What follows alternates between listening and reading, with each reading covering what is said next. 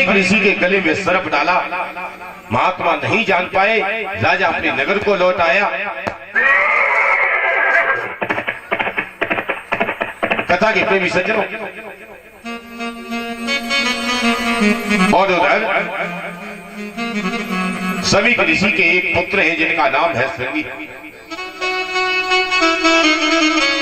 श्रृंगी ऋषि बैठे हुए भगवान का परम भक्त है। श्रृंगी सच्चा ब्राह्मण बच्चों के साथ कौश की नदी के किनारे खेल रहा है। किसी बालक ने जाके बताया, हे ऋषिकुमार, तुम तो कीड़ा कर रहे हो। तुम्हारे आश्रम पर अभी राजा परीक्षित आए और उस राजा ने तुम्हारे पिता का घोर अपमान किया है। भजन करते हुए तुम्हारे पिता के गले में उन्होंने मरा हुआ सर्प डाल दिया है। कथा के प्रेमी सज्जनों, खबर मिली है तो श्रृंगी ऋषि को क्रोध आ गया। पास में एक नदी बह रही है जिसका नाम है कौशकी।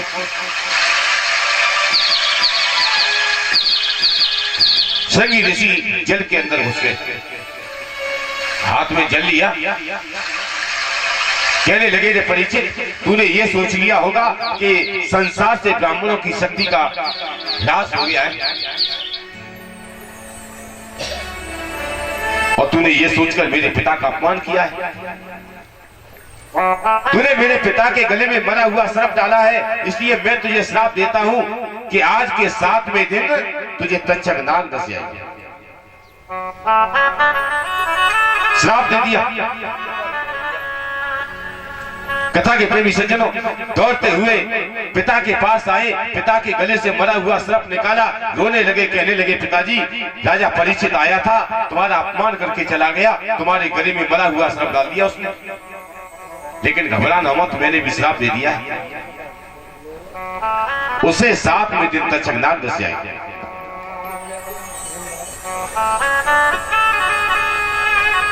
तक्षक नाग डसेगा। जिस समय सुना, सभी के ऋषि की गोद में बैठे हुए थे श्रृंगी ऋषि, धक्का लगा दिया। सभी के ऋषि कहने लगे, रे दुष्ट, तूने ये क्या कर दिया? ये पुत्र, तू नहीं जानता कि परीक्षित कौन है। अरे परीक्षित जैसे धर्मात्मा कभी कभी संसार में आते हैं। ये भूल राजा से जो हुई है वो जानबूझकर नहीं हुई है, ये अनजाने में अपराध हुआ है। और जब परीक्षित दुनिया में नहीं रहेंगे तो धर्म की रक्षा कौन करेगा? और हे श्रृंगी, तू कैसा ब्राह्मण है? ब्राह्मण का धर्म किसी को श्राप देना नहीं। ब्राह्मण वो नहीं है जो क्रोध करना जानता है। अरे ब्राह्मण तो वो है जो क्षमा करना जानता है। लाख अपराध होने के बाद भी जीव को क्षमा कर दे, यही तो ब्राह्मण की शोभा है। और तू क्षमा करना नहीं जानता तो मैं कहता हूं तू ब्राह्मण कहलाने की योग्य नहीं है। श्रृंगी ऋषि कांप गए, कहीं पिताजी अब तो जो हो गया हो गया। उन्होंने कहा, हो तो गया। अपने गौरमुख नाम के शिष्य को बुलाया, कहीं गौरमुख जा और जाके राजा परीक्षित से कहना कि तुम्हें श्राप लग गया है, 7वें दिन तक्षक नाग डसेगा, अपने बचने का कोई रास्ता ढूंढो। गौरमुख चले हस्तिनापुर की तरफ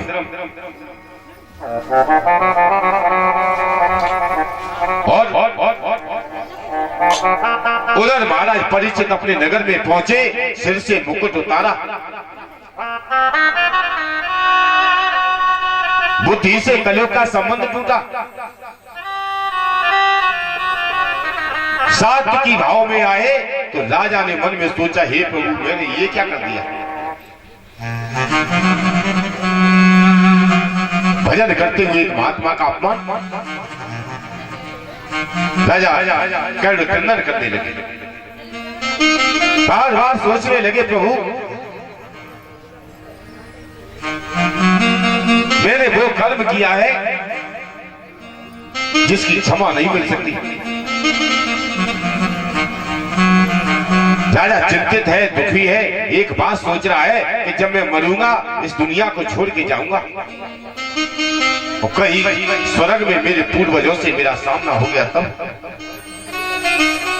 अपना मुख कैसे दिखाऊंगा। मेरे पूर्वज मुझसे कहेंगे कि रे परिचित, तूने भरत वंश को कलंकित कर दिया। अरे अब आगे तू हमारे वंश में पैदा कैसे हो गया? तूने भजन करते हुए एक संत का अपमान कर दिया। राजा दुखी हो रहा है। कथा के प्रेमी सज्जनों, तब तक गौरमुख राजा के पास आ गए। कही राजन, मैं समीक ऋषि का शिष्य आपके लिए एक संदेश लाया हूं। राजा उठ के खड़े हो गए। कई ऋषिवर बताइए। गौरमुख कहने लगे, महाराज आपको श्राप लग गया है। श्रृंगी ऋषि ने श्राप दिया है कि आज के 7वें दिन तुम्हें तक्षक नाग दस जाएगा। गुरुजी का आदेश है कि अपने बचने का कोई उपाय कर लो। राजा ने सुना, चैन की श्वास ली, हाथ जोड़ के भगवान श्याम सुंदर को धन्यवाद किया। कहीं प्रभु कृपा कर दिया, मैंने पाप किया और इस पाप की सजा किसी और जन्म में जाके मिलती तो मन दुखी होता। अभी पाप किया है, सजा भी मिल गई, तो ये तो प्रभु तुमने बड़ी कृपा कर दी मेरे ऊपर। दान देकर गौरमुख को वापस किया। अपने पुत्र जनमेजय को पास में बुलाया और परीक्षित ने अपने बेटा जनमेजय से कहा, पुत्र एक बात कहूं तुमसे, मेरी आज्ञा मानोगे? जनमेजय ने कहा, पिताजी आदेश करिए। महाराज परीक्षित ने कहा, बेटा मेरा एक काम कर, तू मेरे कहने से हस्तिनापुर की गद्दी पर बैठ जा, तू यहां का राजा बन जा।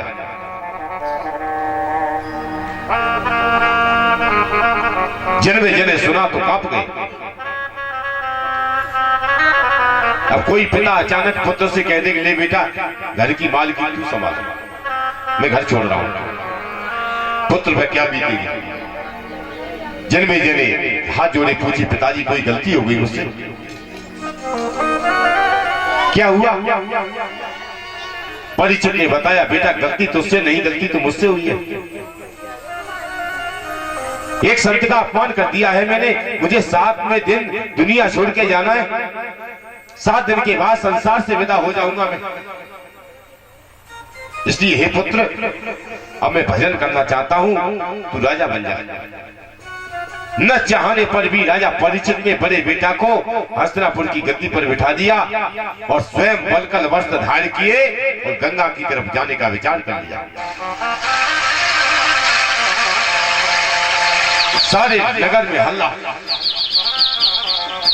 परीक्षित वैरागी लेके जा रहे हैं, परीक्षित वैरागी बन के जा रहे हैं। राजमहल के अंदर बैठी हुई महारानी ने जिस समय सुना, रानी इरावती दौड़ती हुई आई, हाथ जोड़े, कहीं पनदेव कहां जा रहे हो? राजा ने समझाया, देवी अपने आत्म कल्याण का रास्ता ढूंढने जा रहा हूं। 7 दिन के बाद मैं दुनिया छोड़ जाऊंगा, ऐसा ऋषि का श्राप है। रानी कहने लगी, महाराज कभी सोचा है जब आप नहीं होंगे तो आपके बिना मैं दुनिया में कैसे रहूंगी? राजा कहने लगे, देवी कमी क्या है तेरे पास? 4 बेटा है, सारी पृथ्वी का राज्य है, अपार वैभव है, हजारों नौकर हैं, हजारों सेवकाएं तेरी सेवा करने के लिए, कमी कौन सी है? रानी कहने लगी, नाथ एक नारी की जिंदगी में संसार का सुख एक तरफ और पति एक तरफ। माकर तुलसीदास जी महाराज लिखते हैं कि जी बिनु देह नदी बिनु बारी और तैसे ही नाथ पुरुष बिना। कैसे रहूंगी आपके बिना? राजा हंस गए, कहने लगे देवी ये तो समय की गति है, आया है सो जाएगा राजा रंग फकीर। कोई नहीं बचा दुनिया में,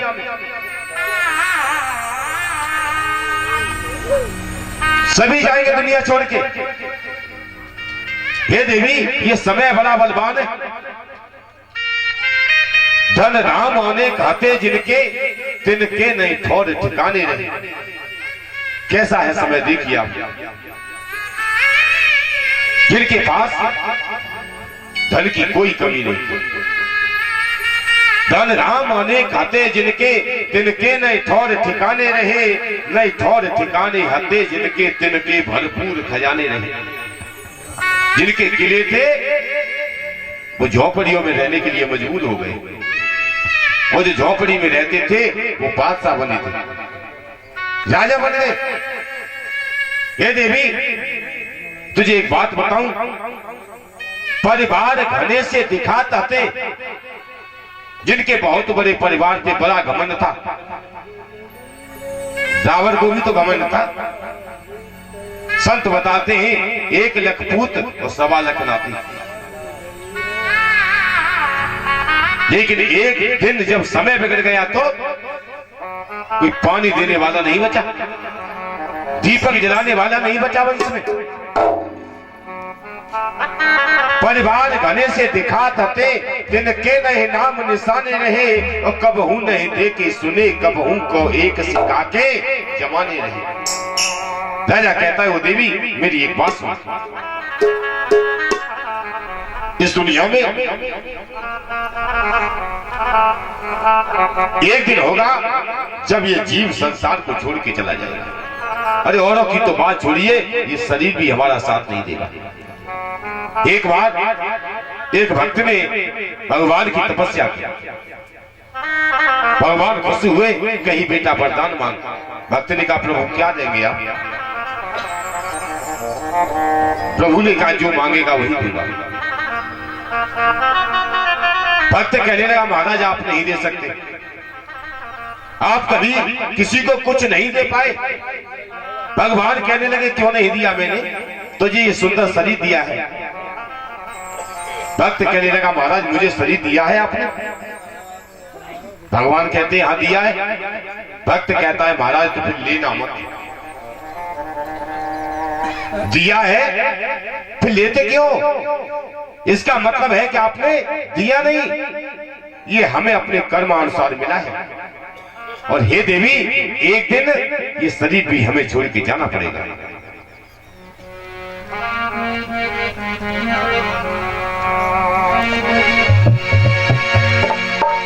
राजा कहने लगे मेरी बात पर गौर कर, और एक दिन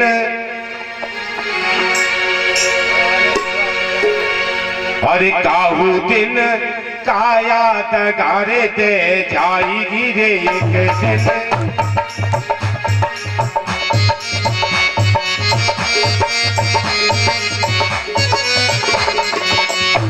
राजा कहते एक समय होगा जब शरीर धोखा देगा, कि एक दिन काया तगारे दे जाएगी रे।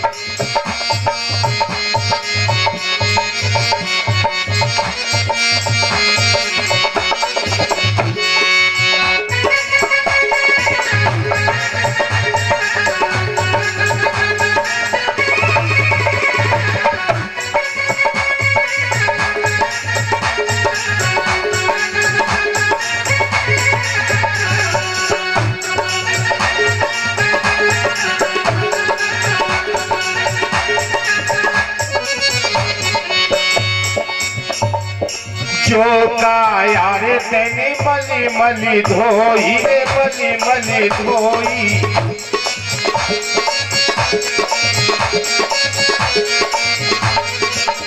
जो काया तूने मली मली धोई रे मली मली धोई।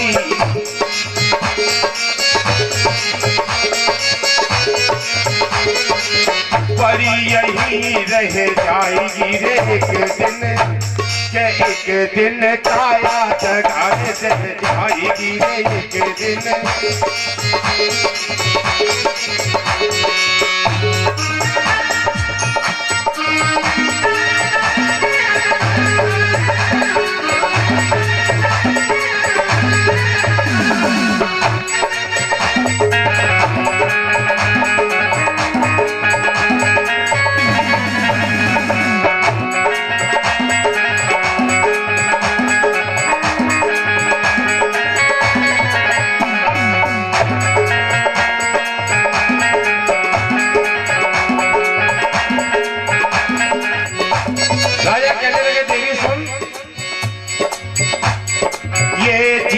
जीवन कागज की नैया, कागज की रे नैया।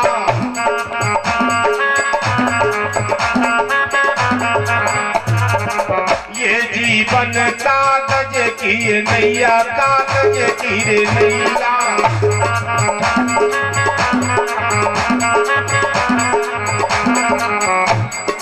हवा चले उड़ जाएगी रे एक दिन, रे एक दिन, रे एक दिन काया घाट जाएगी रे एक दिन।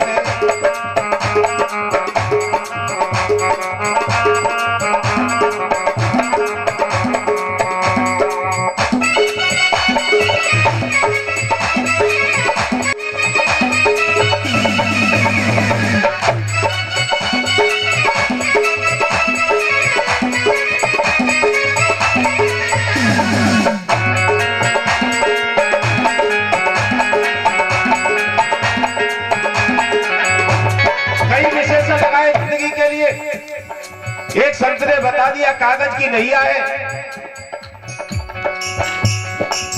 और एक संत ने बताया कि ये जीवन माटी को ढेला, माटी को रे ढेला।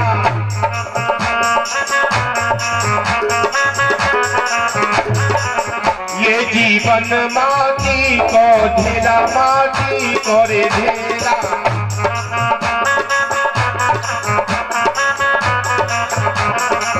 बूझ पड़े गरी जाएगी रे एक दिन, के एक दिन काया घाट जाएगी रे एक दिन।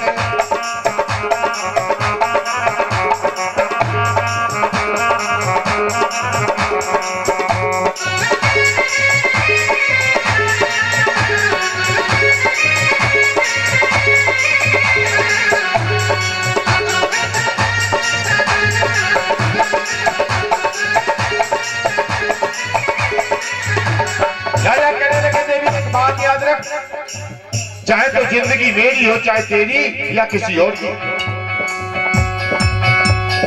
बिना भजन के सोचिए नारी रे, सोचिए नारी।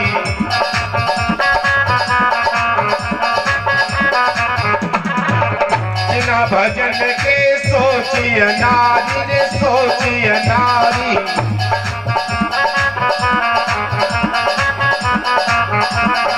हमर बीच फंस जाएगी रे काऊ दिन, रे काऊ दिन, रे एक दिन काया जगा जाएगी रे एक दिन।